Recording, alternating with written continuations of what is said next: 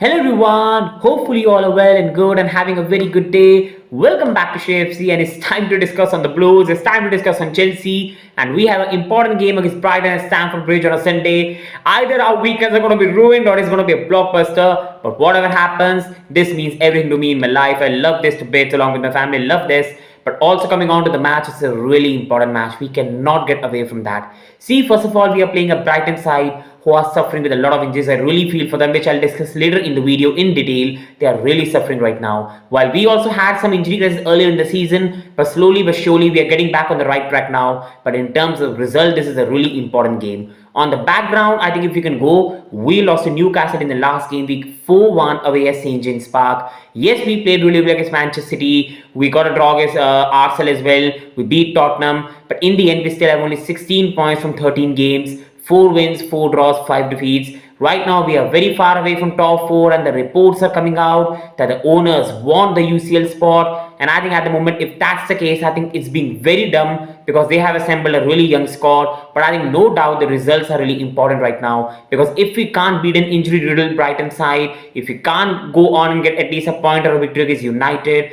I think top 4 will be over by next week. So this is why this game is really important. On Brighton, they faced Nottingham Forest away from home in a 2-3 victory in the last game week. They had so much injuries, but they fought. Joao Pedro was a fantastic man. Ivan Ferguson got a very good goal. And I think they got a victory in the Europa League game against Eton. So they are through to the next round.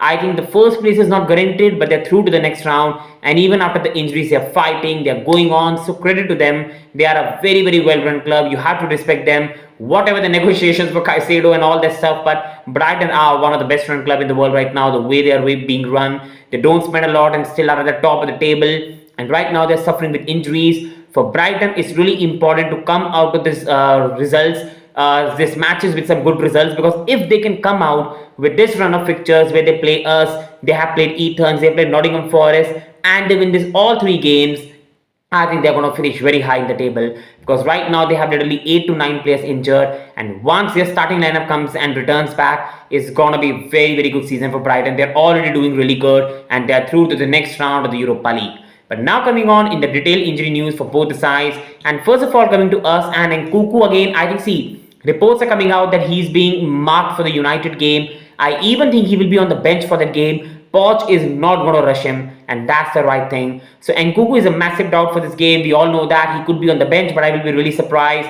Lavia is still out for this game. We all know Reese got suspended with a stupid 2 yellow cards. We have to accept that. I love Reese. And Cucurella also got suspended for a very, very poor foul in the end. And he's also out due to 5 yellow cards. And other than that, Chukwuemeka, Fofana, Chalobah, Chilwell, they're all out. And Malo Gusto is a massive doubt. Most probably, he won't start. So that is something the manager has to really worry about, that who goes to the right back spot. While going on to Brighton, man, they're really suffering right now. Louis Tung, see, that was stupid from Louis Tung. He is one of the finest centre-back in the league. He's such an important player for this team, and what he did last game week was idiotic because the team needed him in this match.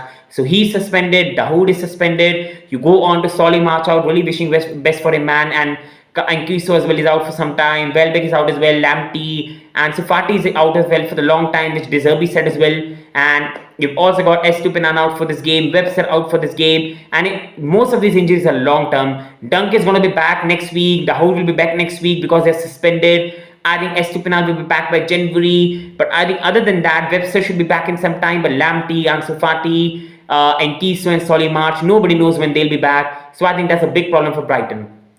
Coming on to the likely 11s for both the sides, I think what Chelsea will really go for me in this team is I think we need to play Caicedo at right back. I don't want to see Disasi at right back because I'm not saying Disasi is a bad player. I think he has a lot of potential. He's a good young player. But the problem with Disasi at right back is he doesn't have the pace, and he also doesn't have the pace to cover up when Mitoma is running at him. He hasn't got the ability of a right back who can run with the ball, overlap and provide crosses. And he can even invert in the midfield when needed. He can't do that. And along with that, it doesn't have the recovery pace. And Mitoma is going to kill him, man, on that. So this is why Caicedo has to come in. Caicedo can invert in the midfield, providing his extra body. Sometimes you can even play a back 3 shape and Caicedo can dip it forward. Along with that, Caicedo has the intelligence, the pace to tackle Mitoma. So this is why I think Caicedo is the best option to go at the right, and Livy Colville is another good option to go at the left, and we have no other choice. And I think Colville can provide an extra centre back body with Caicedo playing at the right back, and Silva, Badiashile for me need to be playing together. They did in last match, they did not have any understanding. It's like Silva didn't know where Badiashile was. Badiashile never knew where Silva was. That can only happen once you play together. But I still believe these are two best centre backs we have got, so they have to play together. And then I think it's going to be Enzo and Gallagher playing together in midfield, with Gallagher playing a much more deeper role along with Enzo. And then I think it's going to be Sterling at the right, Palmer playing the free role, and Mudryk at the left, and the forward being Nicholas Jackson. I believe when out of possession, this team can play like a 4-5-1, 4-4-2, with Palmer, Gallagher a bit more forward, or sometimes Gallagher dropping deeper. But overall, I think this is the best shape we can go in the game, with Caicedo sometimes inverting back in the midfield, and Colville, Badiashile, Silva being our three centre backs. I think this is the best lineup we can put in this game to tackle Brighton, and especially find the spaces behind them. And we all know that Conor Gallagher, this game is the best for him because he can provide us extra bodies. He's a player in these games who's like having an extra player on the pitch. He runs forward, wins the ball. He comes back as well and wins the ball. He helps Enzo and Caicedo in the midfield, but also he goes forward and wins the ball and provides extra body. This is why in these games, Gallagher is really important. While you go to Brighton, I think they're going to go with the goalkeeper, Verbruggen. He's a really good goalkeeper. I think Waldman is going to be at the right, and Milner will be on the left. And Van Hacken, Iger are going to be the centre backs because they have no choice right now. And this is Brighton at the weakest when it comes to defence. No Lamptey, no Estepina, no Webster, no Dunk. And Chelsea have a huge pressure on their hands to get a result in this game. While Grob and Gilmer are going to be in midfield, our former player Billy Gilmer, who I think we should have kept, but what's gone, that's gone. And Edingra, another very impressive player that Brighton have found. And you go on to Ivan Ferguson playing in the middle with Mitoma, and a bit more forward will be João Pedro. Now, I think many people will say that they might play Lallana and play Ferguson up top, and João Pedro might be on the bench. I don't think so. I think the previous game we played against Brighton in the Carabao Cup where we won 1-0, João Pedro was dangerous. And I love Thiago Silva, but if there's one thing right now you can trouble Thiago Silva with as an opposition is the pace and running behind, and João Pedro has abundance of it. And this is why I think De Zerbi will go with his best possible lineup for this game. So now, coming on to the prediction and the most important part and the final thoughts of the game. See, first of all, being very clear, this is a really pressure game for us. We cannot keep on saying progress and process. See, I'm not expecting us this season to be top 4, top 5. At the start of the season, I did, but I've taken back my words, and I've already said whether we finish 8th, 7th, 6th, I want Chelsea to back Poch and give a manager a time. This pathetic sack culture has to end at Chelsea. We have to give this young team time. It's not going to click immediately. If the owners have this plan of building a young project, then you better back it. Don't keep going on the shortcuts, buying players again and again and again, sacking managers. Start backing it. But overall, as an overall Chelsea fan base, the millions of fan base we've got, I'm not criticizing anyone. I think it's very impatient, and I think fans will start doing it. The manager, the stadium can become a bit more flat overall, and overall the problem is the team is so young, and if you don't get results, the atmosphere will be toxic, and I think that will creep into the whole of the club. This is why this result is very important, because as much as we got draw against City, Arsenal, Liverpool, that was only 1 point. That was only 1 point, and we only have 16 points from 13. And now, being brutally honest, even as a Pochettino fan, being brutally honest, if we lose this game and we lose to Manchester United, 16 points from 15 games, that is relegation form. And that is inexcusable. No young team excuse can help you if you are bottom or near to the relegation zone, and that will be our form if you don't win, I think, even both of our games, because we are in a precarious situation. If Brighton beat us, Villa win their game, Newcastle beat Manchester United, and then Arsenal, Liverpool, City win their game, top 4, top 5 done.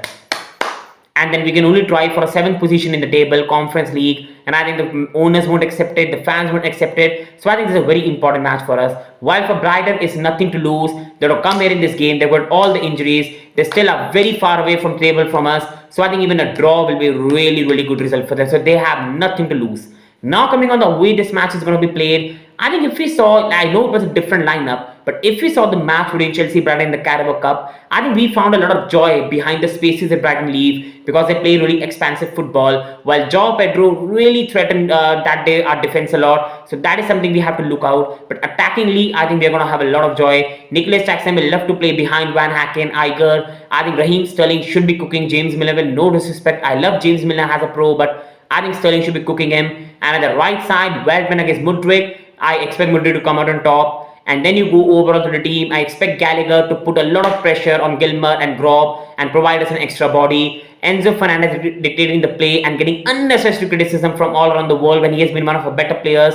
And then I expect us overall with Caicedo hopefully playing at the right back and keeping Mitoma out of the game. And with Brighton injured, having so much injuries right now, with no Estupinan, with your no Solly March, I don't think they have any bench strength or the starting 11 full backs will really threaten us. We need to win this game, and looking at the injuries in the lineup, I think we should win this game. And Brighton play a good brand of football which would really help us, and this is why I expect us to win this game. Difference between an injured Newcastle side and Brighton side was Newcastle still had a very strong 11. Brighton have like 10 to 11 injuries with most of the starting 11 players, so there's no excuse to drop points to them. And I think the stylistically the way De Zerbi plays is gonna play in our hands. Jackson will have good spaces, Palmer will enjoy himself, Sterling will enjoy himself, and I think that will be enough. I see Joao Pedro and Ferguson getting goals against us. I do see Brighton score 2, but I see us score minimum 3 in this game. So I'm going more positive. I'm going Chelsea 4, Brighton 2, with us getting a bigger lead and then Brighton getting some goals as consolation and hopefully up the Blues. But do let me know your predictions, your opinion, and your thinking of the game. Thank you. Wishing you the best. Thank you.